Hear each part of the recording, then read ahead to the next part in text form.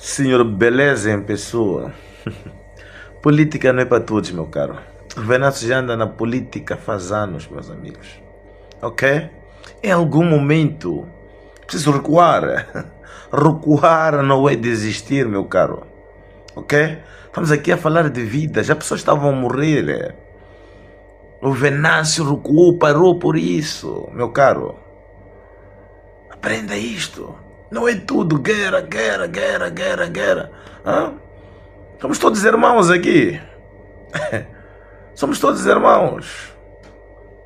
Não podemos nos matar por ganância. É errado isto, oh, beleza em pessoa. Quando apareces, tentas sujar o Venâncio porque foi apertar a mão ao Chapo. Ok? Pare com isso, pá. Aqui é a prova. O Venâncio foi lá. Aqui. Em Quilimane. Ontem o Trufafá levou tiro. Hoje de manhã o Venâncio estava em Quilimane. Está preocupado com o seu povo, meu caro. Proteja vidas, mano. O maior valor é a vida, meu caro. A riqueza mais preciosa, meu caro, é o ser humano. É você, sou eu, somos todos nós. Não é ouro, não é diamante. Qual é o problema de apertar a mão para poder haver paz, oh Joel? Desculpe, digo Joel. Beleza em pessoa. Para com isso, pá. Ok? Analise antes de falar. Penses primeiro, pá. Venâncio teve tudo, mas tudo. Logo nas primeiras, pegar o dinheiro e fazer da sua família, a sua vida bem, meus amigos. Só o dinheiro que Venâncio foi prometido quando foi atrapado em Maputo. Você não está a imaginar, a capital do país. Você não está a imaginar, meu caro. Respeite esse tipo de pessoas que lute, que passa a vida a lutar para ver você bem, para ver bem a este povo. Precisa respeitar esse tipo de pessoa. Por favor, o senhor é crescido, tem um poder de analisar, o senhor é inteligente. Pense com essa tua inteligência, meu caro. Não tenta humilhar o Venâncio. Aí o povo, de manhã viu o povo a receber. Parou Quilimane. Até o Trufafá, ouvi dizer que dançou lá no hospital, só pela presença do próprio Venâncio. A ver isto. Não é brincadeira isso, meu caro. Respeite. Há fenômenos, mano. Há pessoas que Deus os deu. Precisa respeitar esse tipo de pessoas. Muito obrigado. Continua com o teu trabalho. É teu trabalho. É assim. Mas analise pelo menos antes de falar, não é? Não faz desanimar o povo. Não meta água na cabeça do povo. Fala sempre aquilo que é a realidade. Ok? Não tenta sujar o Venâncio. Muito obrigado. Muito bom dia, Moçambique. Especial ao nosso ministro do interior. Senhor ministro, quando aparece e diz que não existe esquadrões de morte, qual é o nome que nós temos que usar para este tipo de gente que acorda de manhã e procura matar pessoas, não é? O caso que aconteceu há dias, não é? Por exemplo, do Trufafá, onde tentaram e não conseguiram. Mas no meio disso tudo já morreram tanta gente. Onde a polícia não conseguiu dizer, não conseguiu trazer essas provas, as pessoas que o fizeram isso. Temos exemplo do Elvino Dias e de muitos mabuianos, são muita gente. O ex-deputado da Renamo, não se trouxe aqui as provas. Quer que a gente chame de que tipo de pessoas essas pessoas que vão assassinando as outras? Se não são de esquadrões da morte, que tipo de pessoas são? Qual é o nome que nós temos que usar, senhor ministro? Dói-nos quando o ministro aparece e diz que não há esquadrões de morte. Não pode ser. Temos que seguir e procurar pegar este tipo de gente. E vão nos mostrar quem são os mandantes que andam a fazer isto. Isto não pode continuar assim, senhor ministro. Não pode. Chega. O povo de hoje não é igual ao de ontem, senhor ministro. O povo de hoje está aberto. O povo de hoje tem capacidade de pensar e ver o que é certo e errado. Não é igual de ontem. Estávamos limitados no passado. Hoje já não. As coisas são abertas. São abertas. Por favor, senhor ministro. Por favor. de ir atrás desses indivíduos que andam a matar o nosso povo, que tentaram matar o Trufafá. E pare, Sr. Ministro, dizer que não existe esquadrões. Vem-nos provar o contrário. Isso não é só dizer que não existe. Prove-nos ao contrário que não existe. Polêmica, Beleza em Pessoa está a ser cancelado pelos moçambicanos praticamente. É uma situação que deixa todo mundo, de certa forma... Eu na verdade, quando vi as opiniões, os vídeos de Beleza em Pessoa, não tinha noção da gravidade das coisas que ele falou. Mas não é questão de gravidade no sentido de que ele não podia falar aquilo. Todo mundo é livre de falar e de expressar a sua opinião. Isso tem que estar bem claro. Eu acho que o VMC também é a favor disso. Não vamos nos assemelhar a pessoas que não conseguem escutar a opinião alheia. Beleza tem o direito de falar o que ele pensa e... ele deixou claro que Venâncio Mondlane já não tem nada para dar a Frelimo e se por acaso se reunir com a Frelimo só vai ser talvez no próximo ano ou no mínimo até junho, nunca mais há de ver a mão do Chapo para ser apertada. Mas o feedback daquilo que Beleza em Pessoa falou não agradou o seu público, não agradou os moçambicanos, porque muitos acharam que poderia ser falado nos bastidores, Beleza poderia ter expressado a sua insatisfação com as atitudes do VM7 por detrás das câmeras, não deixar isso bem claro. E outros ainda dizem que Beleza em Pessoa na verdade já está vendido.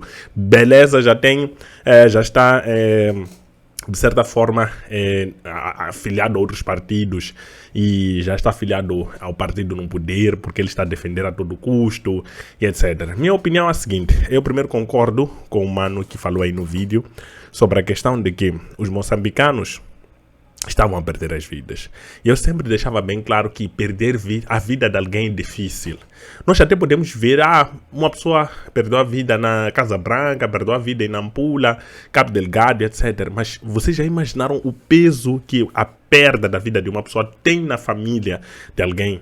Uma pessoa sai de casa com o objetivo de manifestar, de mostrar a sua indignação e volta num caixão. Isso é um baque psicológico para a família. Quantos jovens deixaram mulheres? Situação do Mano Shot aqui, em Ressano Garcia. Aquele impacto que isso teve na vida. Nós às vezes só vemos os números. 380 pessoas morreram ao longo das manifestações. Nós só estamos a ver números, mas por trás dos números existem mais de 300 ou 400 famílias que foram afetadas de forma direta pela perda dessa pessoa. E a vida não tem preço. Eu também, logo quando vi o aperto de mão entre VM7 e Daniel Chapo, eu percebi que foi uma jogada de VM7, talvez por ver o número de mortes que estava a acontecer e talvez de certa forma não se sentir capaz naquele momento de, se não recuar, podia estar a perder mais jovens. Eu acho que foi uma atitude nobre do VM7, porque na guerra, quando estamos a perder muitos soldados, o que o general deve fazer é pedir para recuar.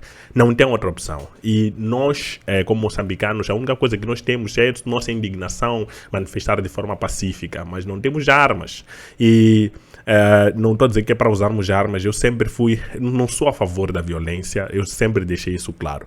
Outra questão que eu também, de certa forma, vou criticar um bocado, é que, na verdade, eu não vou negar que o encontro com Daniel Chapo, na verdade, beneficiou mais o Daniel Chapo do que beneficiou o Venâncio Mondlane. Isso aí, eu acho que deve estar claro para todos. Mas eu não vou colocar em questão a credibilidade de Venâncio Mondlane por conta de alguns erros cometidos ao longo da sua trajetória. Por quê? Porque se nós compararmos os erros ou alguns alguns equívocos que Venâncio cometeu ao longo da trajetória, nós temos que perceber que tem muita pressão sobre Venâncio Mondlane. Até me admira muito Venâncio Mondlane não ter cometido erros maiores diante da pressão que ele está a sofrer. Imagina um indivíduo que mais de 30 milhões de pessoas olharam para ele como esperança das suas vidas. Imagina o sono de Venâncio Mondlane. Venâncio Mondlane chegou um tempo que ele falava uma coisa e a população fazia realmente. E aquela pressão de ter que tomar decisões e todo mundo olhava para ele. Porque todas as coisas que aconteciam ao longo das manifestações passavam por Venâncio Mondlane, percebem? Tanto que ele também foi acusado de estar envolvido em vandalizações, uma coisa que também não foi provada verdadeira. No final das contas, as imagens falavam por si. Nesse contexto, nós temos que ter a seguinte paciência. Venâncio Mondlane chegou agora a ter uma pressão imensurável, uma pressão de mais de não sei quantos meio século de insatisfação por parte dos moçambicanos e recai sobre ele. É uma pressão incrível, que não é qualquer um que aguenta. E eu acho que as críticas do Beleza foram desproporcionais. Não estou a dizer que as críticas são necessárias, mas eu acho que foram desproporcionais. Por quê?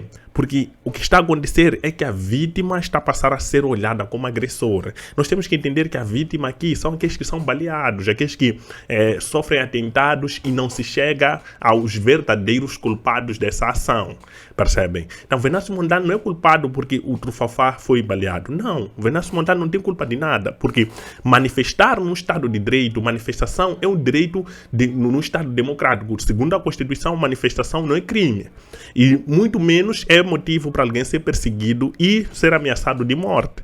Então, nós temos que ter noção disso, ok? Que quem está a ser tentado, estão a tentar silenciar Venâncio Mondlane de certa forma, ok? Mas também é o seguinte, nós também temos que ver que nós já suportamos muitos erros por parte do outro lado, que não seja o lado de Venâncio Mondlane. O outro lado cometeu erros por muitos anos, está a cometer até agora. E chega alguém como Venâncio Mondlane que tem uma pressão muito grande.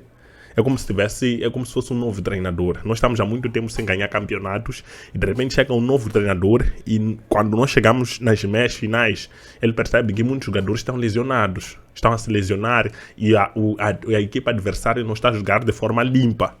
Então o que ele faz? Ele começa a substituir os craques. Ele vai que eu vou perder muitos craques, melhor deixar esse jogo agora. Percebem? Deixar esse campeonato de hoje para poder garantir um campeonato de amanhã. Porque se eu perco todos os meus jogadores, os melhores, vou jogar com quem no futuro? É isso que nós devemos pensar dessa forma. Então, eu acho que essa questão de certa forma foi desproporcional. Eu entendo a frustração e aquilo que Beleza falou reflete há muitos jovens moçambicanos que nesse momento estão frustrados, que se agarraram às promessas de VM7, mas tem que se entender que o inimigo é grande, é muito poderoso, tem muitas formas de escapar e isso tem que estar bem explícito e deve estar bem claro. Da cama foi como foi, não conseguiu o que queria. Venâncio Mondlane veio aí e já conseguiu muitos avanços, muitos, em mais ou menos 3 ou 4 anos que ele está no auge. Eu acredito que ele está no auge há mais ou menos esse tempo, sem contar o tempo que ele já estava na política já há muito tempo, mas agora ele está no auge. Graças às redes sociais as coisas estão diferentes em Moçambique e nós não podemos ignorar as coisas que de certa forma mudaram em Moçambique, porque moçambicanos não pensavam na política do jeito que pensam hoje. A análise política moçambicana, os moçambicanos hoje conseguem perceber o que é FMI, o que é Banco Mundial, por que é que tem que se gastar muito com certas coisas que não fazem sentido. Hoje o senso crítico dos moçambicanos melhorou graças à luta que foi aquilo. E muitas coisas poderiam até ser piores se não tivesse tido a questão que teve ao longo se os moçambicanos não tivessem demonstrado a sua insatisfação. E o Venâncio Mondlane cresce a partir da insatisfação dos moçambicanos. Eu acho que qualquer um não qualquer um, né, tinha que estar preparado, mas os moçambicanos precisavam de alguém, e esse alguém que encaixou como uma luva foi Venâncio Mondlane, porque ele soube se comunicar com o povo e usar ferramentas para chegar até o próprio povo moçambicano. Percebem? Então isso é muito bom. Então eu acho que a mensagem não, devemos criticar, é como se uma mulher fosse agredida pelo homem todos os dias e no dia que ela discute ou tenta responder o homem, dizem que ela faltou com respeito ao marido dela, sendo que o marido já lhe faltava com respeito e lhe agredia já faz muito tempo. E nós começamos a confundir a vítima com o agressor. O homem começa a se fazer de vítima, sendo que ele é que agredia a sua própria mulher. E a mulher nem o agrediu, simplesmente levantou-se e começou a responder à frente das pessoas. E isso, de certa forma, o marido encarou como uma afronta. Mas o que você acha dessa situação? Será que Beleza exagerou? Coloque nos comentários a sua opinião. Talvez minha opinião está de certa forma confusa, mas eu acredito que vocês perceberam. Quem não percebeu, coloque nos comentários que eu vou explicar o meu fio de pensamento. Muito obrigado por estar aqui comigo. Não esqueça, o lema do canal é Olhar África em uma perspectiva africana. Tchau!